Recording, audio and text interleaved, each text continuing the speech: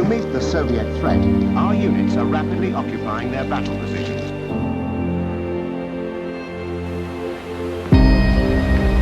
Time spent in preparation is always time well spent, often lives well saved, sometimes even the difference between success and failure.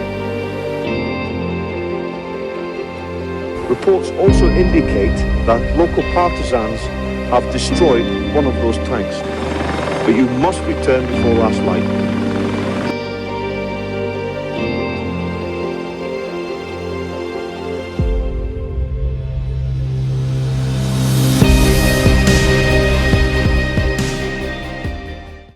Layering system and equipment organization.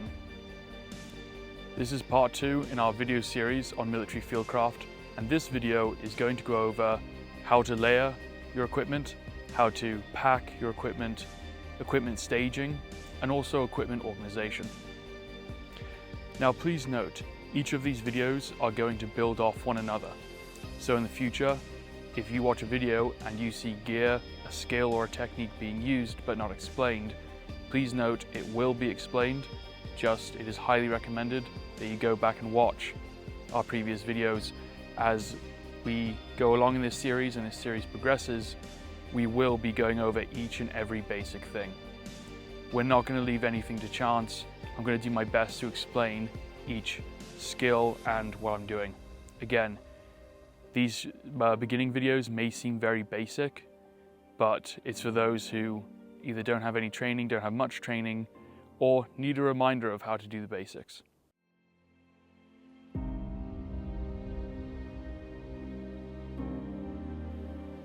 So why is equipment organization important? That might seem obvious, but it's actually a lot harder to implement when you're in the field. Equipment organization is hugely important for a number of factors. First of all being, you've got to know where your equipment is. Again, this may seem obvious, but the simple skill of putting equipment in the same place every single time in a disciplined, orderly fashion is very hard to do, especially when you're tired. It's far easier to practice this in a safe, calm environment, so when you are in the field, when you're under stress, when you're hungry, tired, or when it's dark, you know how to pack and repack your equipment like second nature. Equipment organization is also important when it comes to working in a team. Having your equipment organized in such a way that your team members can access that equipment is vitally important, especially in areas where we have to be quiet, it may be dark, and communication has to be kept to a minimum. One exercise I've always loved to practice is I will pack, unpack, unpack and repack all of my equipment a number of times. One very good procedure that I constantly implement into my life is, if I am using this equipment, I have it on me. Meaning if I go to the range to run and gun, I have my layered equipment on me. If I go hiking, I have the equipment on me. Not necessarily our layers 2 and 3, which we will discuss, but definitely that level 1 equipment. In fact, in many ways, your level 1 is your everyday carry. Before we get started and continue, one thing to note is I highly recommend that you write this down. I like to keep in my equipment, in my Write and Rain notepad, the layers of equipment as a constant reminder to stay on track. It is very, very easy to overpack and think, I need this, I need that, when in matter of fact, you don't. So again, like our previous videos, use this as a guideline rather than an actual item by item list. In our first video, we discussed the equipment you should have, the philosophy behind it. The same goes for this video. It is a guideline rather than a strict rule. When it comes to what equipment we have to carry and our layering system, I like to split it into 2 different components. Our first one is going to be our survive. Under our survive, these are the basic things that we need, whether we're operating or not, or simply in the forest, or even just in the city as a human being, that we need to survive. These are your fundamental fire, food, shelter, and water. Our layering system is going to contain all these components in different ways. Our first layer is going to be the absolute bare minimum. Our second is going to build on that, and our third build on the previous two. A good rule of thumb is if an item doesn't have two jobs or it can't do multiple things, you should really be questioning why you have it. Second to this, or in conjunction with it, is going to be our fight or operation. Under this, we are going to want the ability to make holes, plug holes, protect, provide, and support. What this means is we need a way to make holes. This is most commonly our weapon system. Plug holes, this will be our medical. Provide, meaning to provide support, intelligence, or other mission essential tasks. Support, meaning support a unit. This could be, again, in observation, is a very common one, or reconnaissance in forms of drones, thermal, or night vision.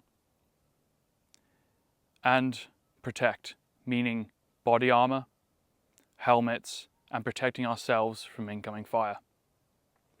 Splitting these two categories makes it very easy to identify what we need.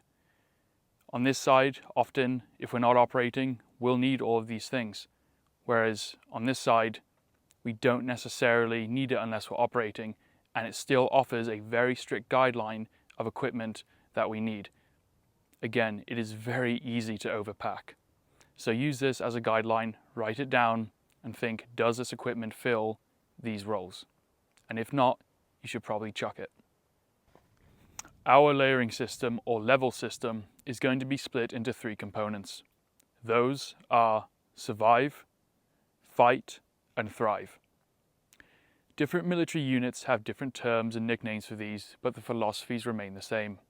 Our first level, survive, is what we need to survive as a human being. Again, we will only revert to this level if we are either everyday carry, or out walking around camp, or we're on the run.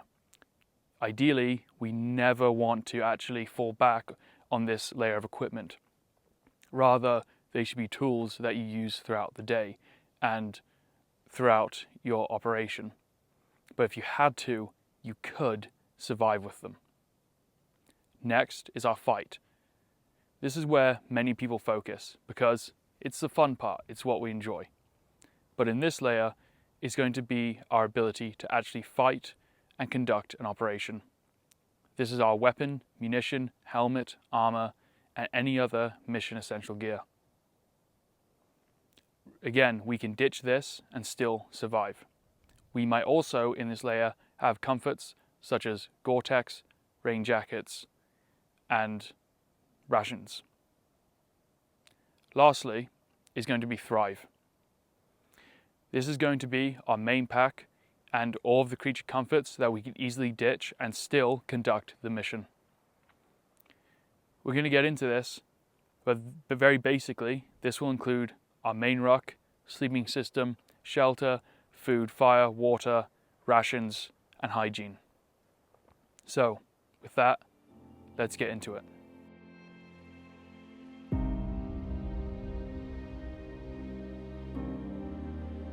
Now then, to start off is our layer 1 equipment, or level 1.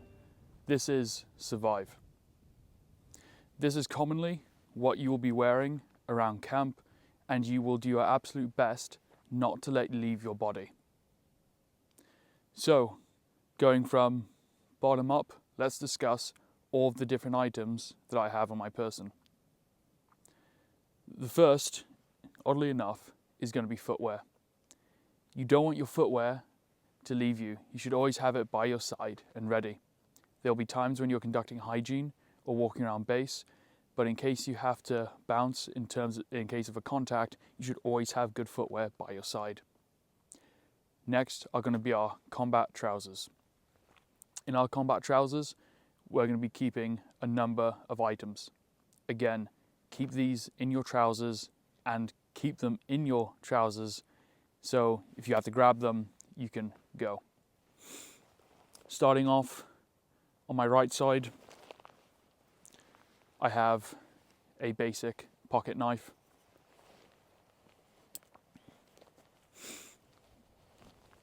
I then have basic medical equipment. This is in case I can't grab my main IFAK, I have something. This is also a boo-boo kit. In here we have band-aids, antiseptic wipes, water purification, matches, a gauze bandage, a non-adhesive bandage, and some quick clot. This is so I can patch myself up, or if I get a boo-boo, I don't need to reach into an IFAK. Small cuts are very common, and it's very helpful to have this on your person.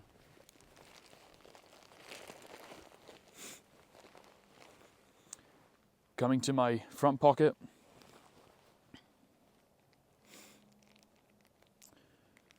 I've got some boot bands and tape. This is good for securing items. I also have hearing protection. You never know when you're going to get into a gunfight, and having these are very, very helpful. Coming over to my left side, I have a mini survival kit, some Hearing Pro, small knife, fire striker, paracord, a lighter, and 100-mile-an-hour tape. You'll notice everything's waterproofed.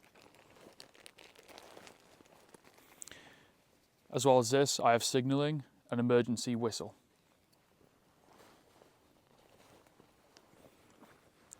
In my other main pocket, I have a mini flashlight that the end is covered in case this goes off and I need it to not, emit a giant beam. It's got a little pinhole in it. It's very good for map reading. When I put this into my body, I actually face it towards me.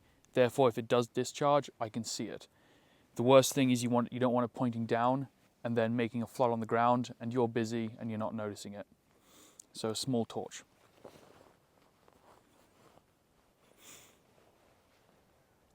Moving up from this, we have our field jacket. You guys know I love the field jacket, so let's work our way through it. In our front pocket, we have food, sustainment, Cliff Bar, energy bar. Have a little emergency compass, whistle. Inside here I have storm matches and fuel tablets to start a fire. Again, fire, food, cord for shelter, and let's get to water.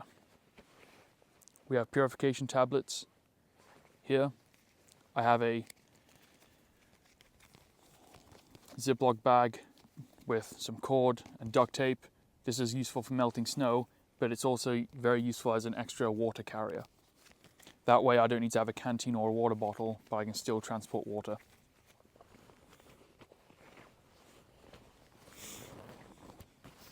Going to my breast pocket, maps and compass in here. And then water filter, Sawyer Mini. It can tie onto the end of a commercial water bottle. I've got electrolytes, packs, and then water purification tablets.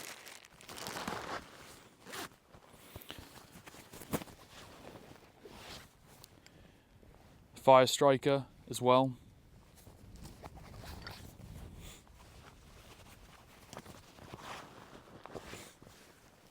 Over on this pocket, I've got a tourniquet and medical bandages,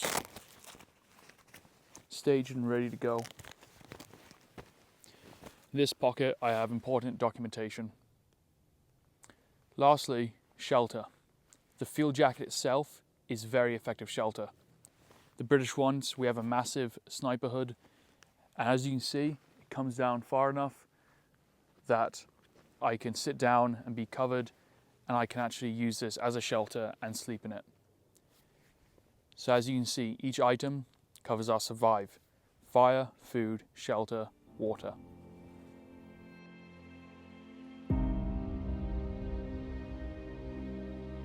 So next up is going to be our level 2, which is our fight.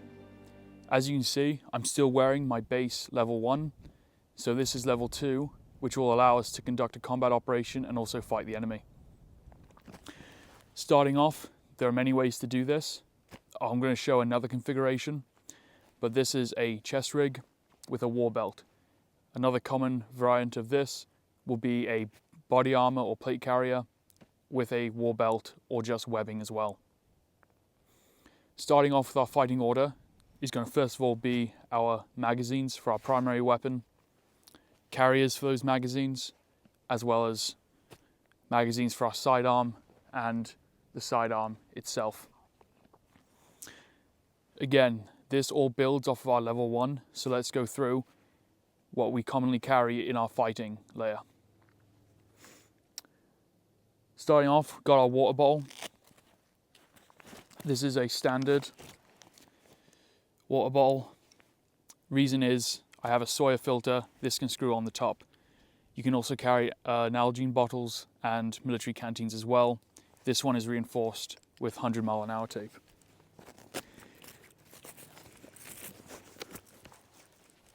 I then have chem lights, marker, and a small multi-tool. Coming across, I have two secondary weapon magazines. In here I have more food for sustainment, compass, and hearing protection. Across here,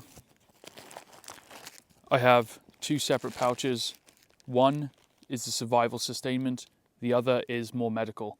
This is water purification, basic medications, band-aids, antiseptic wipes, and also, honestly, a small boo-boo kit.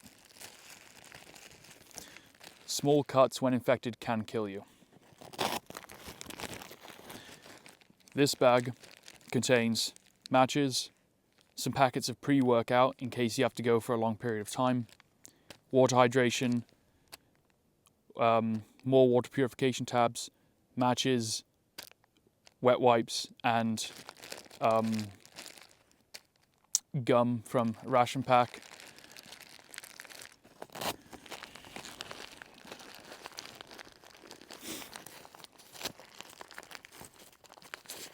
Moving across is my fighting knife. This is strictly for fighting and for very light tool work. It's not used for camp work or carving wood. Over from that, have a multi-tool. You guys know what those are. That one's a Gerber. Coming across here, I have two extra magazines.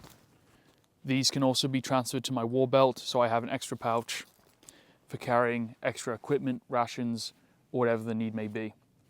A common thing you'll see is I will always keep a pouch empty. That's because kit expands in the field, as I like to say, but it's also a good idea for collecting intelligence and having some extra sort of pouch. Common method is to have a dump pouch. Moving on to my war belt, I've got gloves for personal protection. These can easily be transferred to my field jacket. My sidearm with a holster. Tourniquet. Again, tourniquet's always staged. For the field, I keep nothing on my back. This is on purpose. In case I fall onto my back, I can damage my spine. It's very common to put a medical kit there. You don't want to do that. Moving across, I've got magazines, magazine holder, and a sustainment pouch. Let's go through what's in there. So this is my sustainment pouch. Everything can be easily transferred, but in here, I have a collection of items. First one is a medical bandage. You're gonna need one of those. Again, plugging holes. Also got a lot more medical. Chest seals and quick clot. Notepad. Another marker. And a Cliff Bar. As well as this. This can be easily transferred to my field jacket. It's in one convenient pack. In here I have rope. Oh, we actually covered this in our winter video. I've got rope, pen, more electrolytes. I've got Swiss Army knife, again water purification, matches. I also have moleskin as well. With this pouch and everything I'm wearing, I can last a long time in the field. Some other items I like to carry in my chest rig: quick clot, and more bandages as well.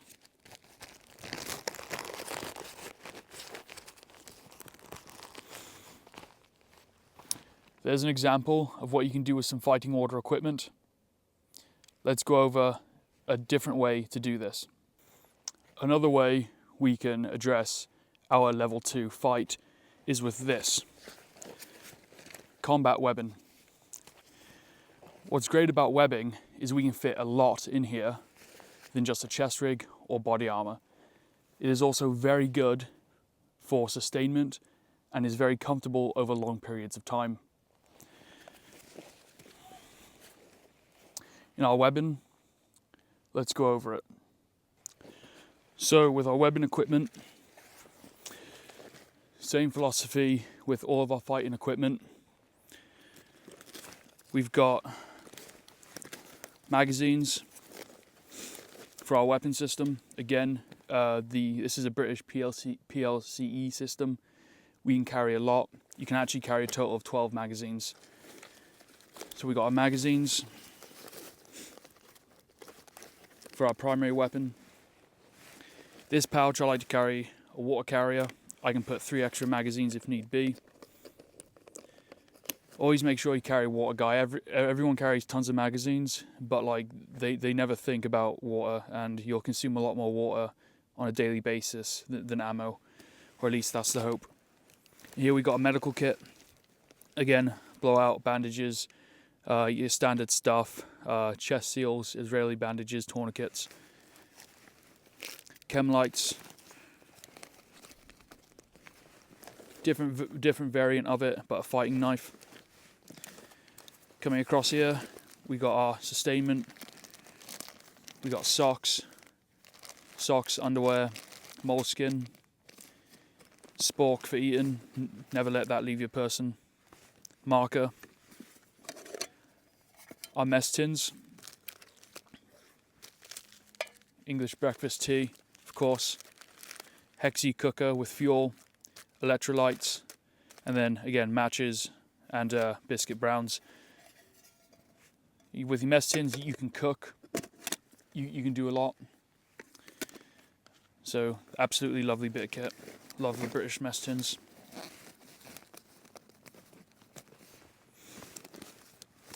Center pouch, we've got a sustainment. This is all of our ration packs. I could actually fit a lot more in there. Want to stuff that full of stuff. Lastly, we got cord, canteen, nightlight, and then again water filter for purification. What's nice about the webbing is on the back here you'll see this little cross pattern. This is a way to just clean up your straps, but we can actually strap our field jacket or a poncho to the back of this. So we can, with a field jacket in this, you get some of your level 3 as well as very complete level 2. Trade off, what do you want? Something lighter weight like a chest rig, or combat weapon such as this? That's for you to decide, obviously. Let's talk about our body armor, part of our protect, to protect ourselves. Guys, this is something that you have to decide. This stuff is heavy. I don't care if you've got ceramic or steel, it's heavy, it takes a lot of room. One thing I will say, as we're seeing in conflicts in Gaza, Ukraine right now, shrapnel protection is a must, so I highly do recommend a helmet. Keeping this and carrying it, there are lots of creative ways to do it we can go over, but your helmet is a must. If you obviously have night vision, you got your mounts and your counterweights, adding more to that. Some sort of identification as well. A lot of people use a strobe, and then a night light is a must for a helmet as well. Our body armor, you'll see this one's pretty plain. I've got Swift clips by I believe it's Spirit of Systems or Mayflower. But what's cool about these is these work in conjunction with my chest rig, so I can actually just take my chest rig off, and in literally 1, 2, 3, 4, 5, 6 clips, I now have all of my kit transferred onto my body armor. This saves me money. I don't need to rebuy equipment, and I know exactly what's on it. I can just grab this, have my chest rig, and without the extra weight of pouches and gear, I can transfer my equipment very, very easily. Again, when it comes to armor, you've got to look at your mission. If you're doing a light scout mission, the webbing might be preferred, but if you know you're going to have enemy contact, especially in urban areas, the armor is an absolute must. Side plates are a debate. I haven't got side plates in here right now, but that's something that you're obviously going to have to decide.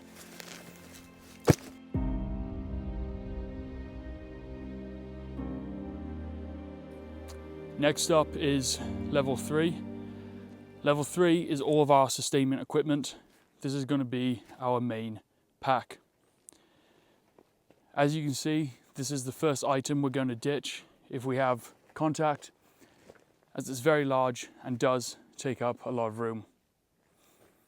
So let's go over it. Coming over now, we've got our main pack. So, just like our winter series discussed, your main pack is going to depend on the season. This is a 45 litre with 15 litre attachments on the side. So, you know, if you're going lightweight, you might use an assault pack, which is your 10s to your 20s, 25s, your mid packs, which are your 25s to your 60s, and then your heavies, which are your 60, 90, 110 packs. So again, in here, this is all of our level 3 sustainment kit. Our sustainment kit, let's go through it. Some practical notes when it comes to your main pack and how to pack this equipment. We have our most access kit is first. So oftentimes we'll have outside compartments. We're putting all the equipment that we're going to use the most in these pouches. You do not want to be digging for a water bottle when you've got your sleeping bag coming out, your mum's kitchen, and all that. So on the very, very top, we'll go through it. Again, the order I'm going to need stuff. Head torch for nighttime. Saw for cutting. And our field knife. Right there, ready to go.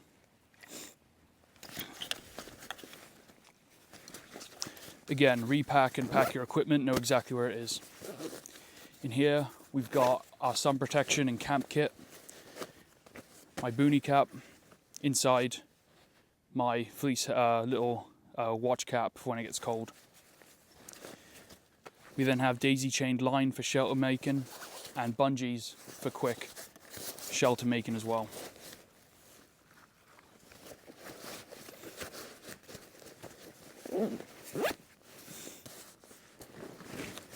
On the outside, we've got a sleeping mat. This is great for if you want to sit down and it's wet and muddy, you can cover your ass or in a vehicle. We then have at the bottom our poncho. Our poncho, basher or tarp, depending what country you're from, is pre-staged. We've got lines on it, we've got pegs in there. It's ready to go. Again, on the outside. We have our visible panel right here in case of emergencies or signaling.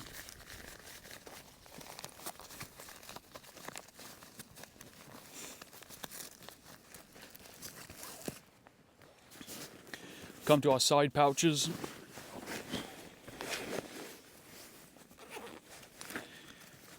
First things are canteens. This side we've got medical. Again, I'm keeping these pretty empty on purpose. I want them empty in case I need to collect equipment. Field axe, shelter making. We've got our tarp as well, poncho.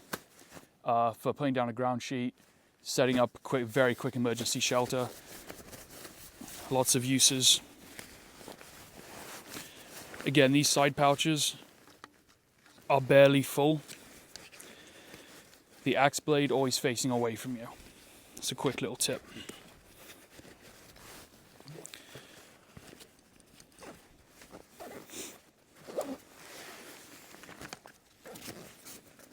You can see how quickly I can access this equipment and how organized it is. Coming to our main compartment, a lot of packs these days, there are 2 ways to access the main compartment, or 3, through the top, through the side, or like this.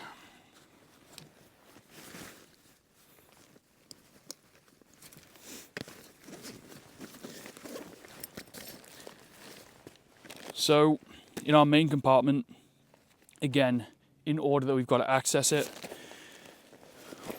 start up here in our hood.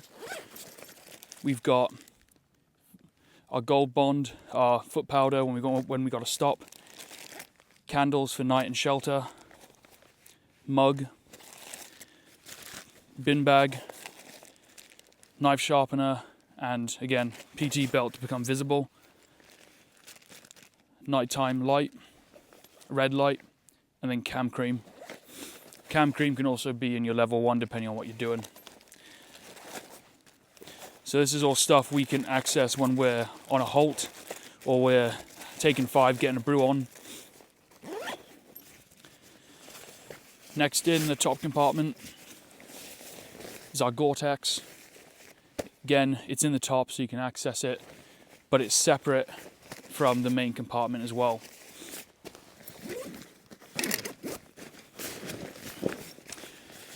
You can see that this pack has a separate compartment for the Gore-Tex, so if it's wet, we don't get a problem. Coming to our main pack, shit ton of rations. More rations. Our mess kit, good for cooking, washing. Again, everything's staged. We've got a spoon in there. Dextrose tabs, tea, coffee, soups. We got a gas stove, we got fuel and a hexi cooker, as well as matches as well. You want to make sure everything's pre-staged, guys. You don't want to leave anything to chance, and you've got to put it away the same way. After that, we got our socks, underwear, some thermals, fuel for our stove, hygiene kit, very, very important. You'll use that towel more than anything else. Toothbrush, toothpaste, antiseptic wipes, whole sort of stuff in there. And waterproofed, we got our whoopee, which can be used in conjunction with our poncho liner. There's a ton of more room in this pack, so I can put in my Gore-Tex bag or anything I need.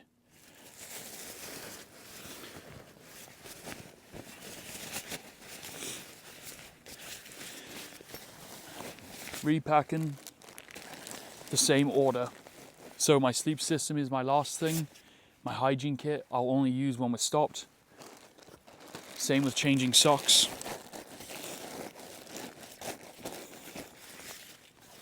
My rations I'm not going to access.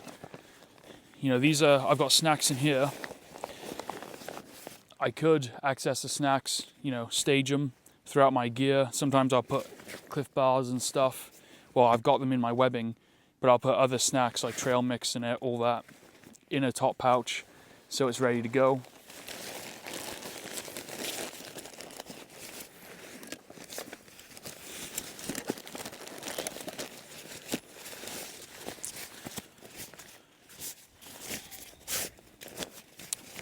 Again, guys, one thing you'll notice is I've got a ton of room in this pack. That's on purpose. Stuff expands in the field, it really does. And you want to have the extra room. So the other thing is you want to be able to take layers off. So I can put my Norwegian shirt, my Norge, I can put my field jacket in here as well and still have even more room. I can put my chest rig on this pack, I can put my wall belt on this pack, and still have room in the side pockets. Never put on all your gear and then fully load your pack. When you do this, you want to have your trousers on, your boots and a t-shirt, put all your shit on your pack, right? And then go from there.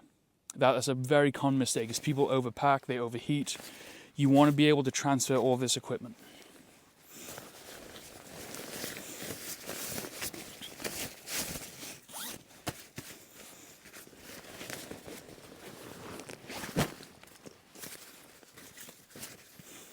You'll notice I'm tucking away all the lines. That's because we don't want anything flapping about. It could get caught on all sorts of stuff, brambles, brushes, and even in Ukraine right now they're using fishing line and fishing hooks from trees as booby traps. So, all right, get this all tidied up.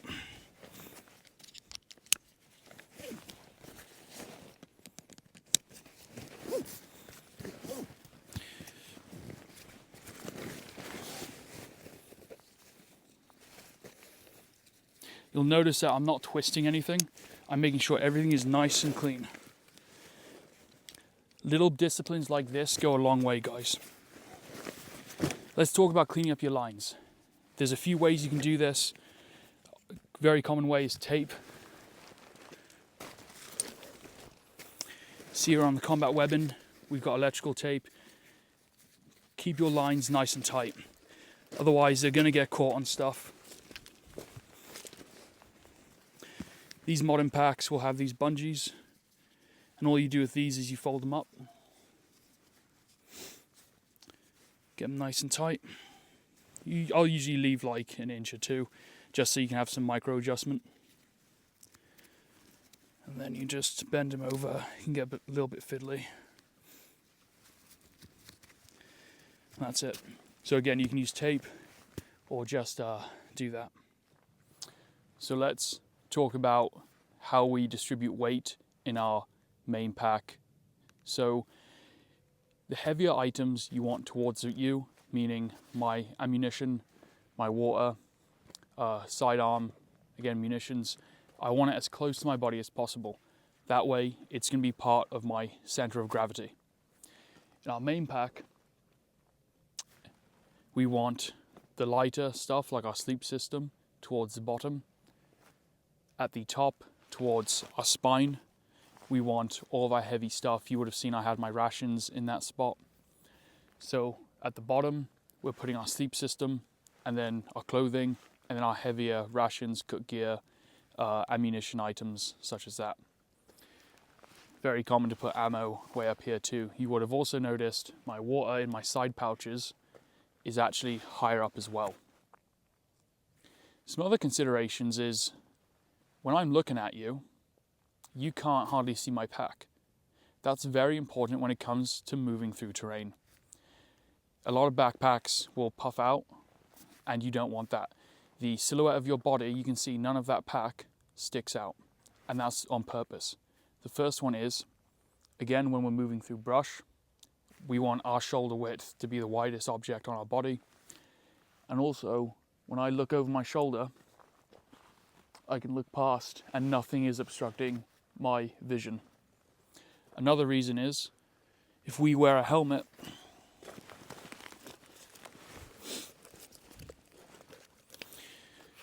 you'll notice that there's a big gap. So if we wear a helmet, I can look up and back while in the prone position, and my vision is not obstructed. A lot of packs will go very high and back, almost curve around your body, and that's bad because if you're wearing a helmet, you can't look up. One thing I want to show you guys is how to properly put on your pack. So what we're going to do is, with a very heavy pack, we can actually damage our back. So the way we put this on is we put the pack on the ground. We have the bottom side facing away from us like so. We then get our hands in L shapes. We come on the inside of the straps and we use our hands and thumbs to go around. We then come under, so our thumbs are on the outside, holding those straps out of the way. We move our hip pads out the way, if our pack's got them. Get our jacket underneath, squat down like so, grab the side of the pack, we come up, lifting over our body, pressing up, and over, like so. From here, we can buckle our pack up, and we're ready to go. So that's how you correctly don a very heavy pack. So how do we take off a very heavy pack? A lot of people want to do this sort of thing. Again, we can compress our spine and hurt ourselves. So instead, we're going to do one of two things. First, we're going to find something about chair height, a rock, a berm, a truck bed, or a log. But if we have none of that and we're in the field, we are going to squat down, get on both knees, unbuckle our waist, and then allow the pack to fall back. And that's how we quickly ditch a main pack. Lastly, let's talk about our Thrive layer. This is exactly what it says on the tin. It's the layer that we can thrive out of. We don't need all the stuff in it, but it would be a luxury. Remember, when operating in a combat environment, the difference between these third layer items could be the difference of you being effective or not. Oftentimes, we're away from supply, we're away from base, and these items make the difference. There's a huge difference between surviving our first layer and thriving. And this gear really does make the difference. You can suffer, but the goal is not to suffer. We do not want extreme hardship. That is what we are trying to avoid. When you go through extreme hardship, when you start to not have, good sleep, good hygiene, good food, that's when your ability to fight diminishes. So although fight is our second, the Thrive layer really circles back and allows us to do a good job at what we're there to do, which is ultimately fight.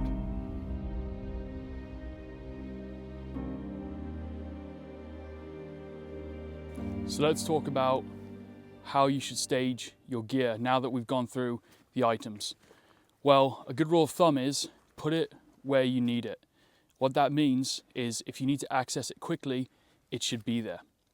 For example, my pocket knife for everyday use is quickly accessible out of my level 1 equipment. Out of my level 2, I need a magazine pretty quickly, so that's going to be quickly accessible. My water bottle is another good example. Again, we went over our pack, but in the pack, a knife, a poncho if it rains quickly, water are all things that are going to have to be easily accessible. One thing we can discuss also is medical, highly debated topic. I'm a big fan of strategically, as you would have seen, placing my medical equipment all over my gear.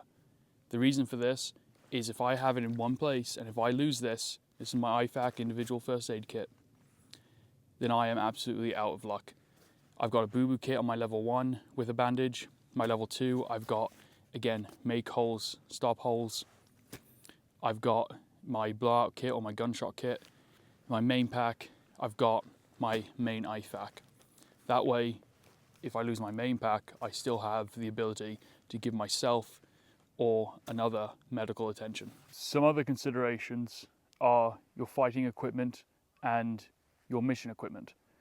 We went through our layers and what those include, but where do you put all of your fighting gear? Well, we went over your personal weapon systems. In addition, you'll want things such as cleaning kits.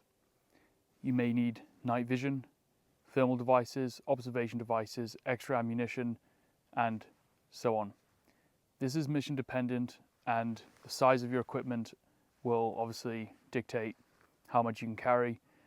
If you're in a team, you can spread that throughout your team.